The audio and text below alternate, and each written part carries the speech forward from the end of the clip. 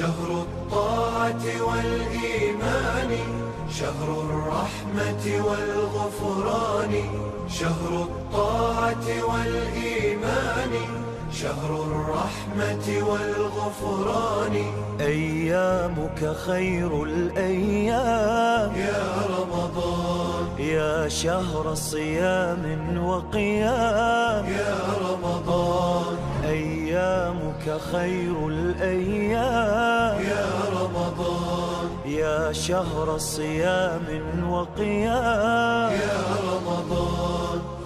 بسم الله الرحمن الرحيم. الحمد لله رب العالمين وصلى الله على محمد وآله الطاهرين. Tonight's session, I can only speak for 25 minutes, and because of this limitation of time, I want to just go through a few words on Laylatul Qadr. Although we have discussed Laylatul Qadr on the nights of the 19th, the 20th and the 21st, but since we were limited in time, I may have rushed into different aspects of Laylatul Qadr, and some of you may have not grasped what I had intended to put across. So here I just want to add a few words and go through a very quick summary of what I had discussed before. So in Laylatul Qadr, which happens once a year, and most probably it'll be tonight, on the night of the 23rd, it happens once a year. It even happened before the Holy Messenger and with other prophets preceding the Holy Messenger.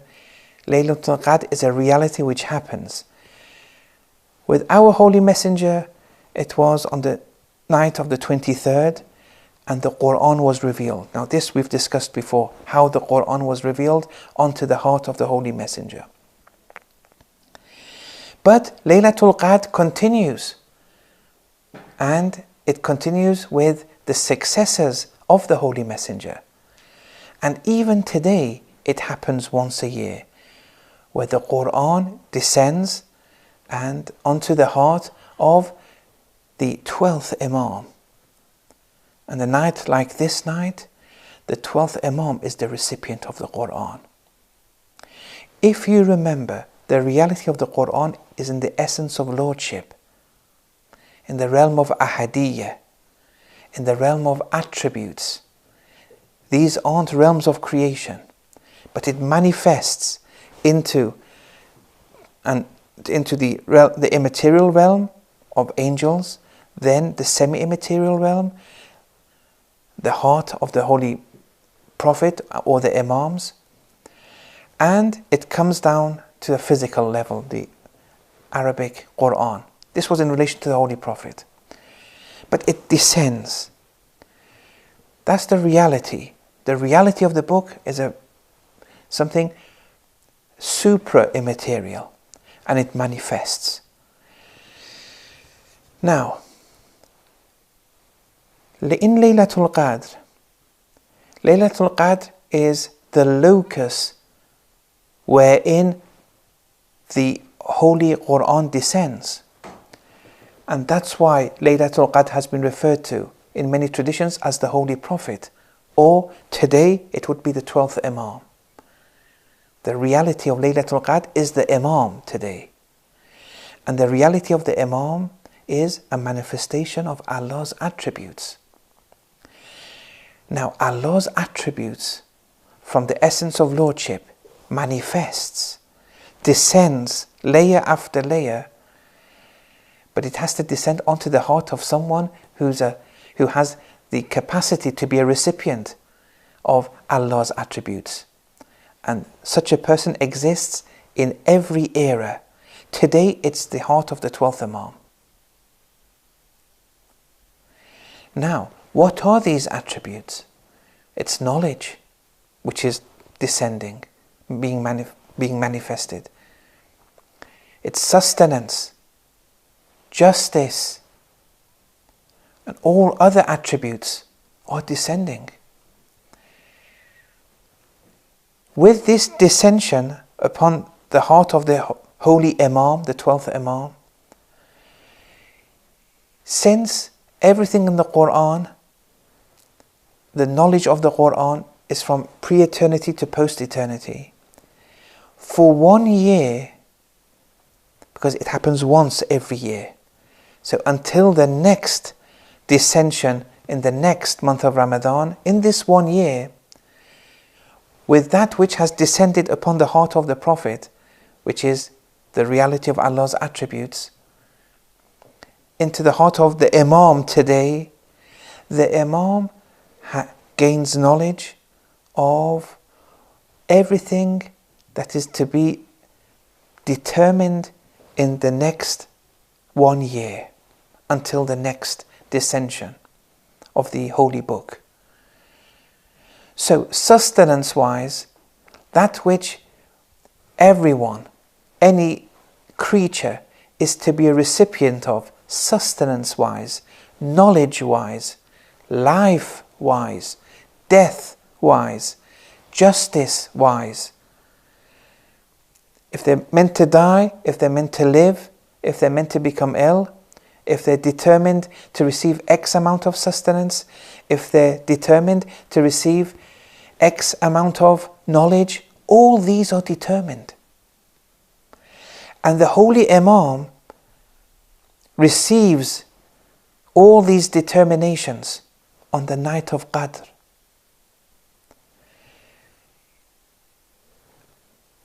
Many people will have very strong and favorable determinations. The Imam will be pleased with them. Many people will have very limited determinations, or maybe negative determinations.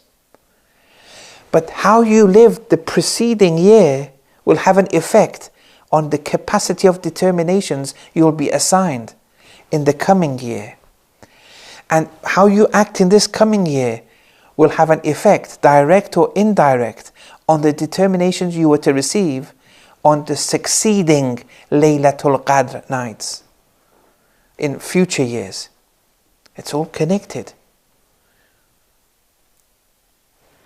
So, here the Imam is seeing how much justice you're going to display, or have the capacity to display, how much sustenance you're going to receive, whether you're going to live or die, become ill or not, how much knowledge you're going to receive, how much forgiveness you're going to display, how much you're going to help the oppressed people.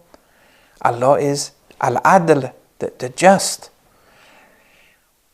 Laylatul Qadr is that descending of the reality of the Imam and the speaking Imam and the silent Quran and the speaking Quran. It's one reality, and that reality is Allah's attributes.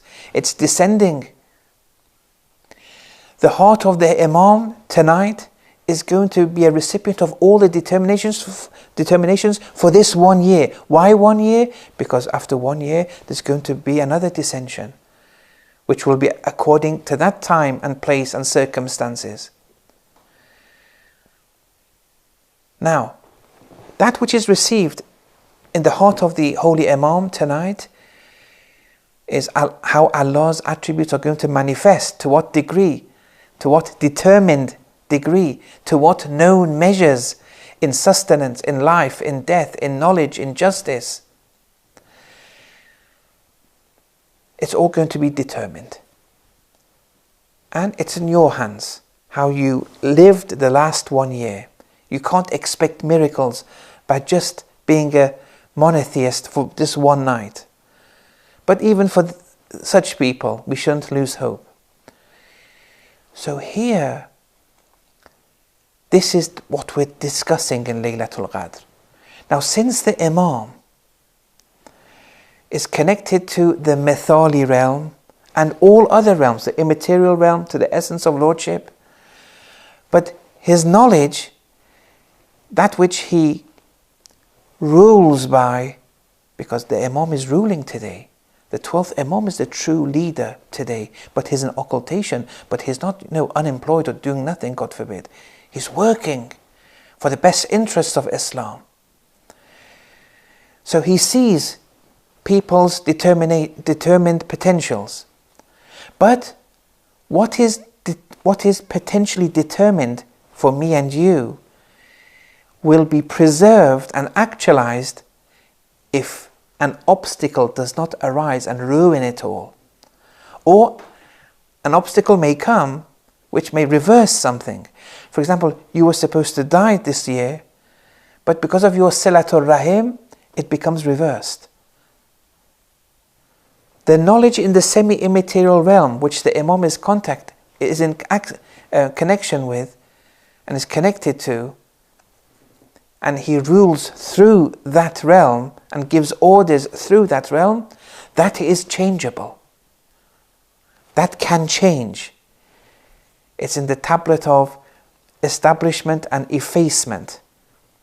Mahu wa ithbat. It's one of the verses of the Holy Quran. But that can change.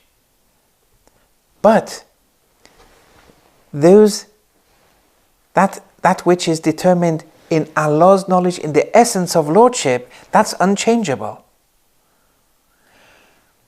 But that which the Imam rules by is his knowledge in the Mithali Malakuti realm. And he gives orders. But things can alter here. And bada, alteration in Allah's decrees, in this case the determined potentials that were assigned in Laylatul Qadr, they can change. But yes, Allah's knowledge in His essence, that never changes. But we're not discussing that, because this is pertaining to the semi-immaterial realm of creation. So here it can change. And we have many stories where with Nabi Isa, Nabi Yunus, they gave a ruling and someone was supposed to die, but they didn't die because they did Silatul Rahim. Now, Nabi Isa, Nabi Yunus and many others, they were connected to the Malakuti realm and beyond, but they wouldn't gain access to Allah's knowledge in Ummul Kitab or in Lawh Mahfuz. They wouldn't attain to Allah's knowledge without Allah's permission. And therefore they would rule according to that which they were directly in contact with, which was the semi-immaterial truths governing the cosmos. But these truths can alter. But sometimes they would be given access to the knowledge of Allah in the essence of Lordship. And then that would never alter. That can't alter. So, here we are asking the Imam, who is the reality of Laylatul Qadr tonight. The Imam, the reality of the Imam is a manifestation of Allah's attributes. Those attributes are manifesting onto Laylatul Qadr, the 12th Imam. He's seeing the potentials. He's going to be pleased with you. He may not be as pleased with you. But the potential to reverse things is still possible.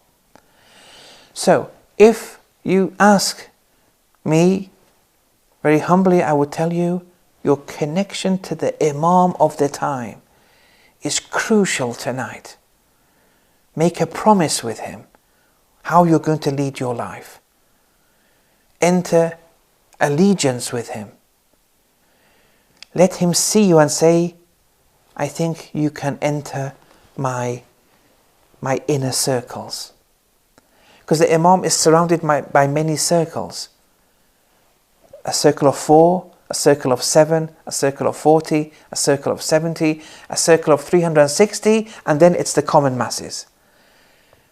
We have that potential to enter these inner circles.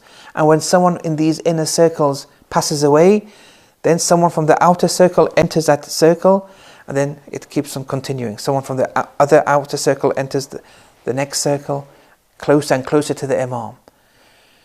Like this, we become commanders of the Imam today.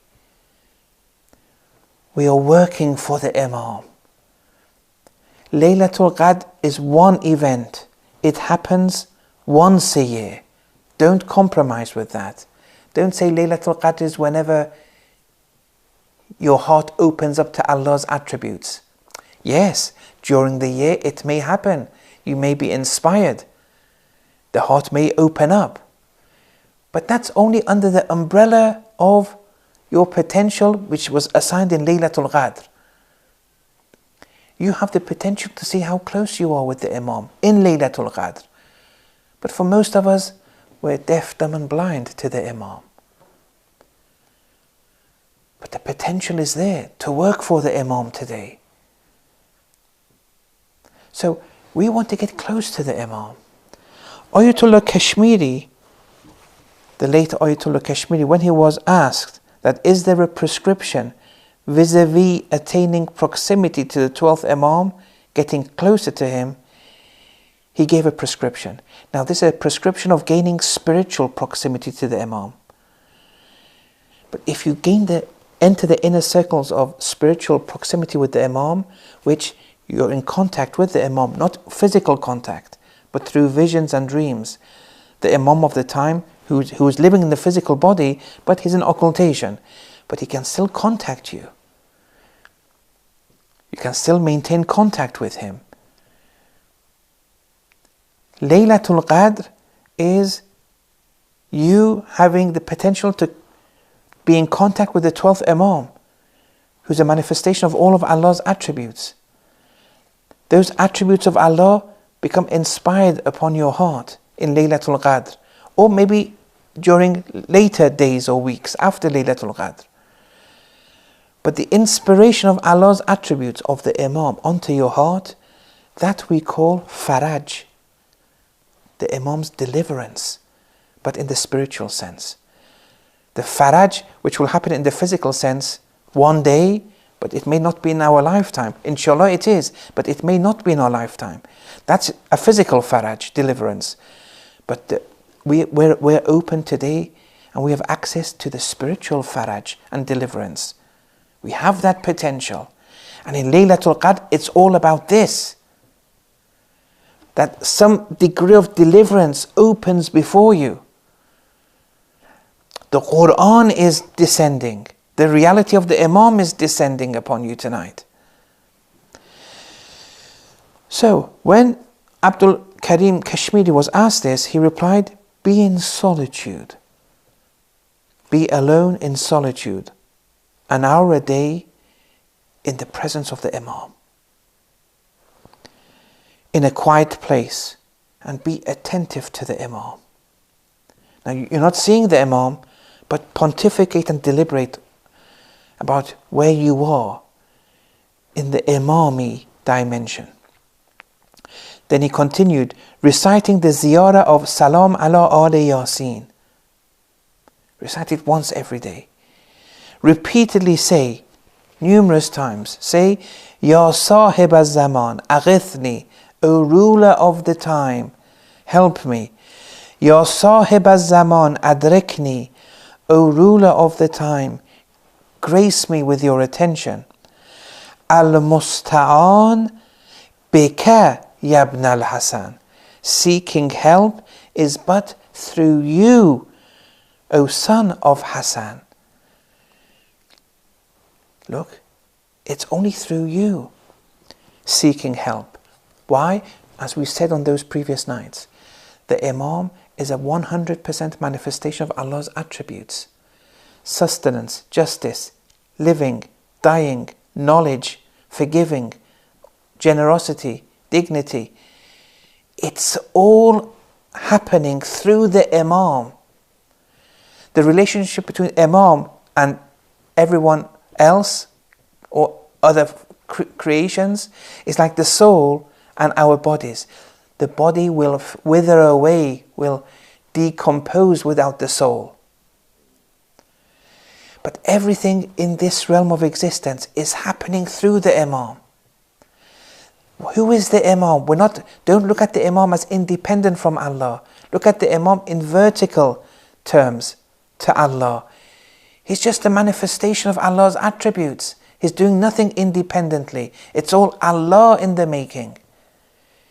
It's all Allah. But Allah works through different means. When you get cured by a simple drug and you're cured by it, is the drug curing you or is Allah curing you? Of course it's Allah. Now the Imam more than the drug or the chair which gives you comfort, the Imam is manifesting all of Allah's attributes. Everything is through the Imam. And in Laylatul Qadr, we have to reach a certain understanding of this with our hearts. That seeking help is only through you, which means it's only through Allah, but through this cause of Allah. It's the most important cause of Allah in this world. But it's only through you, O son of Hassan, Yabn al-Hassan. This is Laylatul Qadr. And then executing tawassul, do it a lot. And then a degree of wilaya, divine companionship, will be found.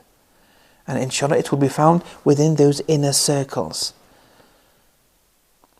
But this is the potential of that divine companionship. Once you're in the inner circles of the Imam, you will know definitely what to do.